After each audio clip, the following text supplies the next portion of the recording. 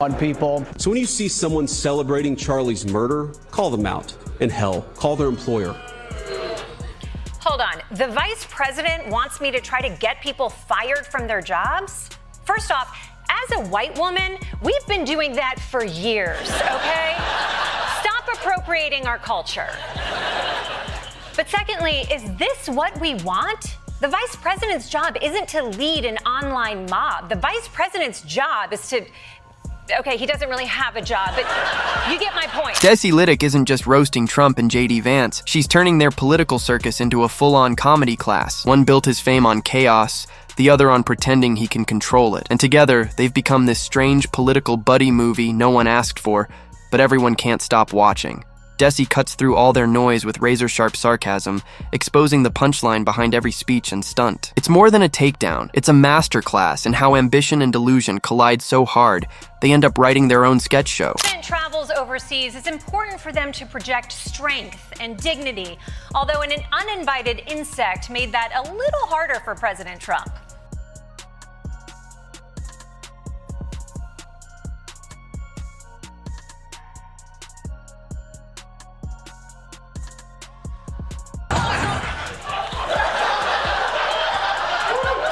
Damn, girl, you got moves. What is this? Is he voguing?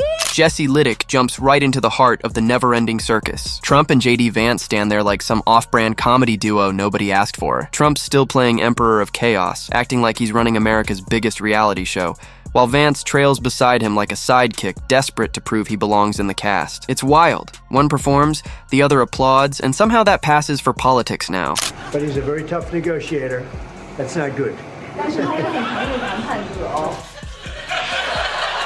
Remember, call your doctor if your handshake lasts longer than 4 hours. But this is such a stark difference from how every other leader on this trip has interacted with Trump. Malaysia's throwing a concert for him, Korea's giving him crowns, everyone's kissing his ass. Then she comes in like his mom forced him to have a play date with a weird... If you're enjoying this video, make sure you subscribe and hit that bell. Because honestly, watching these two is like tuning into improv theater disguised as governance. No script, no logic, just spectacle wrapped in a flag and soaked in ego. Desi can't help but laugh. Only in Trump's America could ambition and absurdity sound like the same campaign promise. Trump hogs the spotlight as always, treating power like a mirror. Everything reflects back to him, even the mess. Beards hide things. Blackheads, whiteheads, lack of chin, too much chin. And he's open about all of his horrific policies. So if that beard is hiding something, it must be really bad. Oh, this is ridiculous. Beards do not hide anything. Oh, really? Not even a Sharpie dick that never fully... Desi says Trump's like a magician who keeps pulling the same rabbit out of the same hat and still waits for applause. Every scandal's a repeat. Every speech a remix of last week's confusion with new hand gestures. He doesn't evolve, he rebrands failure as nostalgia. And there's JD Vance, nodding along like a student trying to keep up in a class where the teacher keeps rewriting the textbook mid-lesson. Their greeting was that the bigger question was what happened at that meeting. Trump said that China has been eating America's lunch for decades, and this was his chance to seal a major trade deal that finally makes things right. President Trump back on Air Force One after his meeting with Chinese leader Xi Jinping, where the leaders agreed to a tentative truce in the trade war. That brings tariffs and other measures back to where they were before recent escalations. He's basically reset the clock to January. He used to be the critic. Now he's the cheerleader, waving pom-poms for a man who can't even remember the score. Desi can't decide what's funnier, Trump believing he's a historic icon or JD pretending he's part of history instead of background noise. Vance's transformation is like watching someone speedrun self-parody, a man turning himself into the joke he once used to make. Z back with another installment of Republican beauty trends. Y'all have been flooding my DMs to talk about JD Vance and his fierce eye makeup, so let's get into it. As a reminder, I am not a makeup expert or even someone who really regularly washes her face. Now, if we look closely, we can see that Vance has lined the inner corner of his eyes with a dark black. That could be to make his baby blues pop, or it could be to reflect the dark black part of his soul that... Once upon a time, JD Vance wrote a book dissecting the American dream. Now he's the footnote explaining why it's on life support. Desi jokes he didn't sell out. He just traded his principles for a season pass to the MAGA amusement park, where every ride's rigged, logic's broken, and the only rule is to clap louder when things fall apart. Trump's still performing like it's episode infinity of his own show. Every controversy's a cliffhanger, every appearance a reboot, and somehow he keeps pitching the same story like it's brand new. Even his victories feel like bloopers that made the final cut, a never-ending one-man show, now featuring J.D. Vance as the silent understudy. You have no idea what you're announcing, do you? You're just gonna go into the next room and be like, guys, I promised them something big. Does anyone have anything good? I have 2 to 5 days, and don't say Jell-O shots, Pete. Next time, just come out when you're ready to say the announcement. We don't need a pre-announcement. This is worse than my cousin announcing that they're trying for a third. Desi pictures their campaign meetings like a live-action cartoon. Trump tossing slogans like confetti while JD frantically scribbles, trying to decode the chaos. Trump rants about greatness. JD nods like he's just unlocked life's secret, but it's probably the caffeine talking. Their chemistry's bizarre. One feeds on adoration, the other on approval, and both are allergic to reality. Desi says it's like watching a motivational seminar powered by denial and desperation. JD's loyalty is turned into performance art.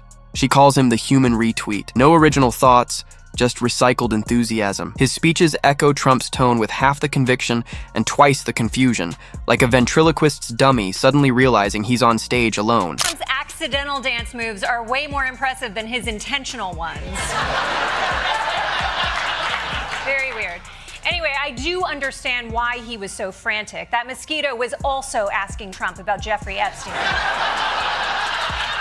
Now, to be clear, Trump was not just wasting time playing golf. He was also wasting time. Trump could talk for 2 hours straight about his own greatness and still forget what the topic was. It's performance without progress, an endless loop of grievances sold as gospel. Desi says he's like a motivational speaker for people who don't want solutions, just louder validation. And JD's right there, nodding along like he's witnessing divine wisdom instead of political deja vu. The dynamic's almost sweet in a tragic comedy kind of way. JD, the former outsider, now orbiting Trump like a planet that forgot its gravity. Desi laughs. Trump doesn't uplift allies, he absorbs them. They start ambitious, they end anonymous. The loyalty program has one reward: irrelevance. Eyeliner is clearly an all-day wear, from the Senate floor to CNN. So I'm gonna guess he's using either Maybelline Eye Stick in the shade Faux Hillbilly or Revlon Super Smudge in the shade Business Ewok. If I were Vance, I would actually recommend putting the liner under the waterline to create more of a doe-eyed look. But with this technique, he's serving more of an eye support mask. Desi jokes that listening to Trump's speeches is like watching someone use a thesaurus live on stage. Big words, tiny thoughts. He talks about unity while feeding division, truth while defending confusion. It's verbal gymnastics. Flexible, impressive from afar, hollow up close. JD's become the perfect Trump student. Fluent in contradiction, fluent in blame, fluent in saying everything while meaning nothing. For Trump, leadership means being the loudest voice in the room. His motto might as well be authority through volume. Every problem proves he's the victim. Every headline proves he's the hero. JD just claps harder. Not out of conviction, but choreography. The president capping off his trip by officially opening his latest golf course today in Scotland. Let's go. 1, 2, 3.